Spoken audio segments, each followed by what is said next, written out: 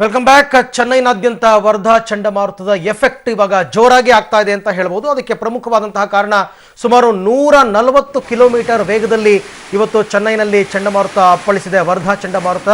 ಆದರೆ ಅಪ್ಪಳಿಸಿದಂತಹ ಅವಧಿ ಸಾಕಷ್ಟು ಕಡಿಮೆ ಇದ್ದಿದ್ದರಿಂದ ಅದರ ದಿಕ್ಕು ಬದಲಾಯಿಸಿ ಇವಾಗ ಅದು ಆಂಧ್ರ ಪ್ರದೇಶದತ್ತ ಹೋಗ್ತಾ ಇದೆ. ಆದರೆ ಇದ್ದಂತಹ ಸಂದರ್ಭದಲ್ಲಿ ಚೆನ್ನೈನಲ್ಲಿ ಇದು ಸೃಷ್ಟಿಸಿರುವ ಅನಾಹುತ ಅಷ್ಟೆಷ್ಟಲ್ಲ, ಇದಕ್ಕೆ ಸಾಕ್ಷ್ಯನ ಕೂಡ ನಾವೀಗ ದೃಶ್ಯದಲ್ಲಿ ನೋಡಬಹುದು. ಒಂದು ಕಾರು ಈ ಗಾಳಿಯ ವೇಗಕ್ಕೆ ಬುಡಮೇಲಾಗಿದ್ದನ್ನು ಕೂಡ ನಾವು ನೋಡ್ತಾ ಇದ್ದೀವಿ. ಇನ್ನು ಮರಗಳು ಕೂಡ ಸಾಕಷ್ಟು ಪ್ರಮಾಣದಲ್ಲಿ ಧರೆಗೆ ಉರುಳಿವೆ. ಸುಮಾರು 4,000 ಮರಗಳು ಧರೆಗೆ ಉರುಳಿವೆ. 500 ವಿದ್ಯುತ್ ಕಂಬಗಳು ಕೂಡ ನೆಲಕ್ಕೆ ಅಪ್ಪಳಿಸಿದೆ, ಅಂದರೆ ನೆಲಕ್ಕೆ ಬಿದ್ದಿದೆ ಅಂತಂದರೆ ಆ ಗಾಳಿಯ ಪ್ರಭಾವ ಮತ್ತು ತೀವ್ರತೆ ಎಷ್ಟು ಅಂತ ನಾವು ಅಂದಾಜು ಮಾಡಬಹುದು.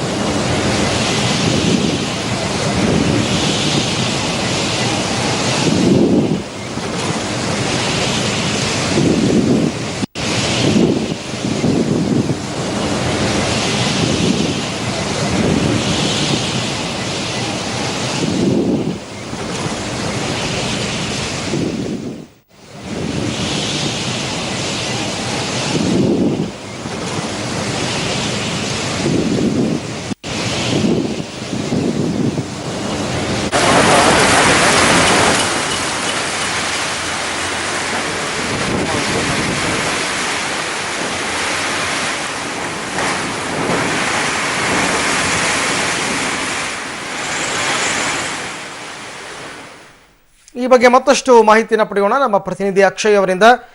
ಅಕ್ಷಯ್, ಈಗಾಗಲೇ ಸಾಕಷ್ಟು ತನ್ನ ಪ್ರಭಾವವನ್ನು ತೋರಿಸಿರೋ ವರ್ಧಾ ಚಂಡಮಾರುತ ಈಗ ಆಂಧ್ರದತ್ತ ಹೊರಟಿದೆ ಅಂತ ಮಾಹಿತಿ. ಸೊ ಆಂಧ್ರದಲ್ಲೂ ಇದೇ ಪರಿಣಾಮವನ್ನು ನಿರೀಕ್ಷೆ ಮಾಡಬಹುದಾ ಅಥವಾ ತನ್ನ ವೇಗ ಕಡಿಮೆ ಆಗುತ್ತಾ, ಹೇಗೆ ಅಂತ ಅಕ್ಷಯ್? ಅರವಿಂದ್, ಹೌದು. ಈಗ ಚೆನ್ನೈನಲ್ಲಿ ಏನು ವರ್ಧಾ ಚಂಡಮಾರುತ ಸಾಕಷ್ಟು ಅಬ್ಬರವನ್ನು ಎಬ್ಬಿಸಿರುವಂತದ್ದು, ಈಗ ಅದು ಆಂಧ್ರದತ್ತ ಮುಖ ಮಾಡಿದೆ ಎನ್ನುವಂತ ಮಾಹಿತಿ ಲಭ್ಯ ಆಗ್ತಿದೆ. ಮುಖ್ಯವಾಗಿ ಇವತ್ತು ಏನು ಈಗಾಗಲೇ ಆಂಧ್ರದತ್ತ ತಲುಪಿದೆ ಚಂಡಮಾರುತ, ಅಲ್ಲೂ ಕೂಡ ಸಾಕಷ್ಟು ಅಬ್ಬರವನ್ನ ಉಂಟು ಮಾಡ್ತಿದೆ. ಸಾಕಷ್ಟು ಸಂಖ್ಯೆಯಲ್ಲಿ ಏನು ಮರಗಳು ಕೂಡ ಉರುಳಿರುವಂತದ್ದು, ಹಲವಾರು ಕಡೆ ಏನು ಜನಜೀವನ ಸಂಪೂರ್ಣ ಅಸ್ತವ್ಯಸ್ತವಾಗಿದೆ. ಈ ವರ್ಷದ ಅತ್ಯಂತ ಭೀಕರ ಚಂಡಮಾರುತ ಇದು. ಏನು ತಮಿಳುನಾಡಿನಲ್ಲಿ ಈಗಾಗಲೇ 2 ಸಾವನ್ನಪ್ಪಿದ್ದಾರೆ ಎನ್ನುವಂತ ಸುದ್ದಿ ಬರ್ತಾ ಇದೆ. ಇದರ ನಡುವೆ ಆಂಧ್ರದಲ್ಲೂ ಕೂಡ ಈ ಚಂಡಮಾರುತವನ್ನ ಎದುರಿಸಲಿಕ್ಕೆ ಸಾಕಷ್ಟು ವ್ಯವಸ್ಥೆಗಳನ್ನ ಮಾಡಿಕೊಳ್ಳಲಾಗ್ತಿದೆ. ಮುಖ್ಯವಾಗಿ ಕರಾವಳಿ ತೀರ ಪ್ರದೇಶಗಳಾದಂತಹ ವಿಶಾಖಪಟ್ಟಣ ಮತ್ತೆ ಮಚಲಿಪಟ್ಟಣಂ ಏರಿಯಾಗಳೇನಿದೆ ಅಲ್ಲಿ ಸಾಕಷ್ಟು ತಯಾರಿಗಳನ್ನ ಮಾಡಿಕೊಳ್ಳಲಾಗ್ತಿದೆ. ಜೊತೆಗೆ ನೆಲ್ಲೂರು ಮತ್ತೆ ಕಾಕಿನಾಡ ಪ್ರದೇಶಗಳಲ್ಲೂ ಕೂಡ ಸಾಕಷ್ಟು ಮುನ್ನೆಚ್ಚರಿಕಾ ಕ್ರಮಗಳನ್ನ ಕೈಗೊಳ್ಳಲಾಗ್ತಿದೆ. ಆದ್ರೆ ಮಳೆಯ ಅಬ್ಬರದ ಹಿನ್ನೆಲೆಯಲ್ಲಿ ಏನು ವಿಶೇಷ ಸೇನಾಪಡೆಗಳು ಮತ್ತೆ NDRF ಸಿಬ್ಬಂದಿಗಳನ್ನು ಕೂಡ ಅಲ್ಲಿ ನಿಯೋಜನೆ ಮಾಡಲಾಗಿರುವಂತದ್ದು. ಏನು ಚಂಡಮಾರುತದ ತೀವ್ರತೆ ಮತ್ತೆ ಬಿರುಗಾಳಿ ಸಹಿತ ಮಳೆಯ ತೀವ್ರತೆ ಏನಿದೆ ಅದು ಆಂಧ್ರದಲ್ಲೂ ಕೂಡ ಹೆಚ್ಚಿನ ಪ್ರಮಾಣದಲ್ಲಿ ಆಗುವಂತ ಸಾಧ್ಯತೆ ಇದೆ ಅಂತೇಳಿ ಈಗ ಸದ್ಯಕ್ಕೆ ಹವಾಮಾನ ಇಲಾಖೆಯ ಮೂಲಗಳು ಹೇಳ್ತಿವೆ ಅರವಿಂದ್. ಹಾಗಾಗಿ ಅಕ್ಷಯ್, ಇವಾಗ ಆಂಧ್ರದ ಕೆಲವು ಭಾಗದಲ್ಲಿ ಒಟ್ಟು ಮಳೆಯನ್ನಷ್ಟೇ ನಿರೀಕ್ಷೆ ಮಾಡಬಹುದಾ ಅಂತ? ಮಳೆ ಅಂತಲ್ಲ, ಬಿರುಗಾಳಿ ಸಹಿತ ಈಗ ಮಳೆ ಆಗ್ತಿರುವಂತದ್ದು. ಚೆನ್ನೈನಲ್ಲಿ ಯಾವ ರೀತಿ ಏನು ಬಿರುಗಾಳಿ ಸಹಿತ ಮಳೆ ಬೀಸ್ತಾ ಇದೆ, ಜೊತೆಗೆ ಎಷ್ಟು ಮಟ್ಟಿಗೆ ಅಬ್ಬರವನ್ನು ಉಂಟು ಮಾಡ್ತಿದೆ ಅದೇ ರೀತಿಯಾದಂತಹ ಅಬ್ಬರವನ್ನು ಕೂಡ ಏನು ಆಂಧ್ರದಲ್ಲೂ ಮಾಡ್ತಿರುವಂತದ್ದು. ಮೊದಲಿಗೆ ಏನು ಹವಾಮಾನ ಇಲಾಖೆ ಏನು ಆಂಧ್ರದಲ್ಲಿ ಇದರ ತೀವ್ರತೆ ಕಮ್ಮಿ ಇರಬಹುದಂತೇಳಿ ಊಹಿಸಿತ್ತು. ಆದ್ರೆ ಈಗ ಸದ್ಯಕ್ಕೆ ಸಿಗ್ತಿರ್ತಕ್ಕಂತ ಮಾಹಿತಿಗಳ ಪ್ರಕಾರ ಇದು ಇನ್ನಷ್ಟು ತೀವ್ರತೆಗಳನ್ನ ಪಡೆದುಕೊಳ್ಳುವಂತ ಸಾಧ್ಯತೆ ಇದೆ ಎನ್ನುವಂತ ಮಾಹಿತಿ ಲಭ್ಯ ಆಗ್ತಿದೆ. ಈ ಹಿನ್ನೆಲೆಯಲ್ಲಿ ಈಗಾಗಲೇ ಆಂಧ್ರದಲ್ಲೂ ಕೂಡ ಸಾಕಷ್ಟು ಕಟ್ಟೆಚ್ಚರಗಳನ್ನ ವಹಿಸಲಾಗಿದೆ ಅರವಿಂದ್. ಅತಿ ಹೆಚ್ಚು ಈ ಚಂಡಮಾರುತದ ಪ್ರಭಾವಕ್ಕೆ ಒಳಗಾಗುವಂತಹ ಪ್ರದೇಶಗಳು ಆಂಧ್ರದಲ್ಲಿ ಯಾವ್ಯಾವುದು ಅಕ್ಷಯ್? ಮುಖ್ಯವಾಗಿ ವಿಶಾಖಪಟ್ಟಣಂ ಮತ್ತೆ ಮಚಲಿಪಟ್ಟಣಂ ಮತ್ತೆ ಕಾಕಿನಾಡ ಮತ್ತೆ ನೆಲ್ಲೂರು ಪ್ರದೇಶಗಳ ಮುಖಾಂತರ ಏನು ವಾರ್ಧಾ ಚಂಡಮಾರುತ ಹಾದು ಹೋಗುವ ಕಾರಣ ಆ ಪ್ರದೇಶಗಳಲ್ಲಿ ಸಾಕಷ್ಟು ಪ್ರಮಾಣದಲ್ಲಿ ಅಪಾಯಗಳು ಉಂಟಾಗಬಹುದು ಎನ್ನುವಂತ ಒಂದು ಎಚ್ಚರಿಕೆಯನ್ನ ನೀಡಲಾಗಿದೆ. ಈಗ ವಾರ್ಧಾ ಚಂಡಮಾರುತದ ತೀವ್ರತೆ ಏನಿದೆ ಅದು ಇನ್ನಷ್ಟು ತೀವ್ರಗೊಳ್ಳುವಂತ ಸಾಧ್ಯತೆ ಇದೆ. ಹೀಗಾಗಿ ಸಹಜವಾಗಿ ಅಲ್ಲಿ NDRF ಮತ್ತೆ ವಿಶಾಖಪಟ್ಟಣ ಕೂಡ ಕರಾವಳಿ ಪ್ರದೇಶಕ್ಕೆ ಒಳಪಡುವುದರ ಕಾರಣ, ಮತ್ತೆ ಸಮುದ್ರ ಭಾಗವಾಗಿರುವ ಸಮುದ್ರ ತೀರ ಪ್ರದೇಶವಾಗಿರುವ ಕಾರಣ ಅಲ್ಲೂ ಕೂಡ ಸಾಕಷ್ಟು ಕ್ರಮಗಳನ್ನು ಕೈಗೊಳ್ಳಲಾಗಿದೆ. ಕೆಲವು ಮಾಹಿತಿಗಳ ಪ್ರಕಾರ ಆಂಧ್ರದಲ್ಲಿ ಸುಮಾರು 19 ಮಂದಿ ಮೀನುಗಾರರು ನಾಪತ್ತೆಯಾಗಿದ್ದಾರೆ ಎನ್ನುವಂತ ಸುದ್ದಿ ಇದೆ. ಆದ್ರೆ ಅದು ಇನ್ನೂ ಕನ್ಫರ್ಮ್ ಆಗಿಲ್ಲ. ಆದ್ರೆ ಸದ್ಯಕ್ಕೆ ಆ ರೀತಿಯಾದಂತಹ ಮಾಹಿತಿಗಳು ಸಿಗ್ತಾ ಇರುವಂತದ್ದು ಅರವಿಂದ್. ಈಗ ಕರ್ನಾಟಕದ ಕೆಲವು ಗಡಿ ಜಿಲ್ಲೆಗಳು ರಾಯಚೂರು, ಬಳ್ಳಾರಿ, ಇಲ್ಲಿ ಏನಾದರೂ ಪರಿಣಾಮ ಕಾಣಬಹುದು ಅಕ್ಷಯ್? ಅರವಿಂದ್, ಇವತ್ತು ಈಗ ಸಿಕ್ಕಿರ್ತಕ್ಕಂತ ಮಾಹಿತಿಗಳ ಪ್ರಕಾರ ಕೋಲಾರ ಮತ್ತೆ ಚಿಕ್ಕಮಗಳೂರು ಮತ್ತೆ ಬೆಂಗಳೂರಲ್ಲಿ ಮೋಡ ಕವಿದ ವಾತಾವರಣ ಈಗಾಗಲೇ ಇರುವಂತದ್ದು ಬೆಳಗಿಂದ. ಈ ಪ್ರದೇಶಗಳಲ್ಲಿ ಒಂದಿಷ್ಟು ಮಳೆ ಆಗಬಹುದು ಅಂತೇಳಿ ಊಹಿಸಲಾಗ್ತಿದೆ. ಆದ್ರೆ ಬೆಂಗಳೂರಲ್ಲಿ ಜಿಟಿ ಮಳೆ ಆಗ್ಬಹುದು, ಮತ್ತೆ ಇನ್ನು 2 ದಿವಸ ಮಳೆ ಬರುವಂತ ಸಾಧ್ಯತೆ ಇದೆ ಅಂತೇಳಿ ಹೇಳಲಾಗ್ತಿದೆ. ಆದ್ರೆ ಚೆನ್ನೈ ಮತ್ತೆ ಆಂಧ್ರ ಪ್ರದೇಶ ಏನಿದೆ, ಮುಖ್ಯವಾಗಿ ವಾರ್ಧಾ ಚಂಡಮಾರುತ ಹಾದು ಹೋಗುವಂತ ಚೆನ್ನೈ ಮತ್ತೆ ತಮಿಳುನಾಡು ಮತ್ತೆ ಆಂಧ್ರ ಪ್ರದೇಶ ಏನಿದೆ, ಅಲ್ಲಿ ಸಾಕಷ್ಟು ಸಂಖ್ಯೆಯಲ್ಲಿ ಅಪಾಯಗಳನ್ನು ಉಂಟು ಮಾಡಿರುವಂತದ್ದು, ಹಲವಾರು ಭಾರಿ ಸಂಖ್ಯೆಯಲ್ಲಿ ಮರಗಳ ಕೂಡ ಬಿದ್ದಿರುವಂತದ್ದು ನಾವೀಗ ದೃಶ್ಯಾವಳಿಗಳನ್ನ ಕೂಡ ನೋಡ್ತಾ ಇದ್ದೇವೆ. ಕಾರುಗಳು ಮತ್ತೆ ಹಲವಾರು ಕಡೆ ಮರಗಳು ಉರುಳಿ ಬಿದ್ದಿವೆ. ಟೆಂಟುಗಳು ಅಂತ ಹೇಳಿದ್ರೆ ಸಣ್ಣ ಸಣ್ಣ ಗುಡಿಸಲುಗಳು ಎಲ್ಲ ಏನಿರ್ತವೆ ಅವುಗಳ ಮೇಲ್ಛಾವಣಿ ಎಲ್ಲ ಹಾರಿ ಹೋಗಿರುವಂತದ್ದು. ಅಂದ್ರೆ ಅಷ್ಟು ಮಟ್ಟಿಗೆ ಈ ವಾರ್ಧಾ ಚಂಡಮಾರುತದ ತೀವ್ರತೆ ಇರುವಂತದ್ದು Arvind. Yes Akshay, thank you. ತಮ್ಮೆಲ್ಲ ಮಾಹಿತಿಗಾಗಿ ಧನ್ಯವಾದ.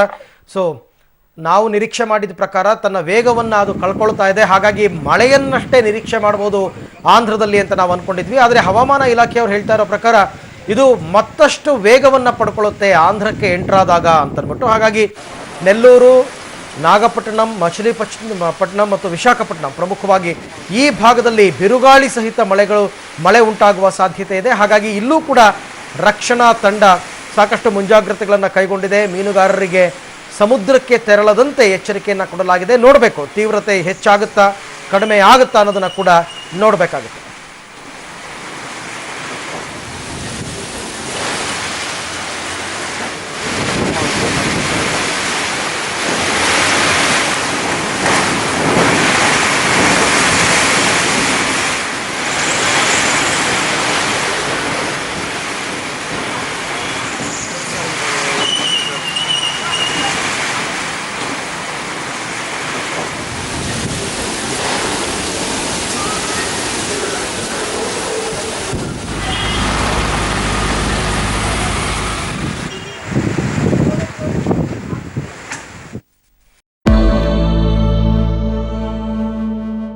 ಕರ್ನಾಟಕ ಅಷ್ಟೇ ಅಲ್ಲ, ದೇಶವೇ ಹುಬ್ಬೇರಿಸುವಂತಹ ರೋಚಕ ಸುದ್ದಿ ಅದು ಬೆಂಗಳೂರಿನಿಂದ ಬಂದದ್ದು.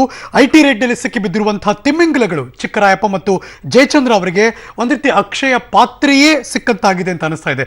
IT ಬೆನ್ನಲ್ಲೇ ACB ರಾಜ್ಯಾದ್ಯಂತ ಏಕಕಾಲಕ್ಕೆ 10 ಕಡೆ ನಡೆಸಿದಂತಹ ದಾಳಿಯಲ್ಲಿ ಚಿಕ್ಕರಾಯಪ್ಪ ಮತ್ತು ಜಯಚಂದ್ರಗೆ ಸೇರಿದ 100 ಕೋಟಿ ಬೇನಾಮಿ ಆಸ್ತಿ ಸಿಕ್ಕಿದ್ದು, ಒಟ್ಟಾರೆ ಈ ಭ್ರಷ್ಟರ ಆಸ್ತಿ 250 ಕೋಟಿ ಮೀರಿದೆ. ಈಗೊಂದು ಬ್ರೇಕಿಂಗ್ ನ್ಯೂಸ್ ಬರ್ತಾ ಇದೆ, ಏನು ಅಂತ ನೋಡೋಣ ಬನ್ನಿ. ರೆಡ್ಡಿಗಳ ಕಪ್ಪು ಹಣದ ದಂಧೆ IT ಅಧಿಕಾರಿಗಳು ಬಯಲು ಮಾಡಿದ್ದಾರೆ. ರೆಡ್ಡಿಗಳ ಮನೆಯಲ್ಲಿ 70 ಕೋಟಿ ರೂಪಾಯಿ ಮೊತ್ತದ ಹೊಸ ನೋಟ್ ಅನ್ನ ಜಪ್ತಿ ಮಾಡಿದ್ದಾರೆ. ರೆಡ್ಡಿಗಳ ಬುಡಕ್ಕೆ IT ಬಿಸಿ ನೀರನ್ನ ಇಟ್ಟಂತಾಗಿದೆ.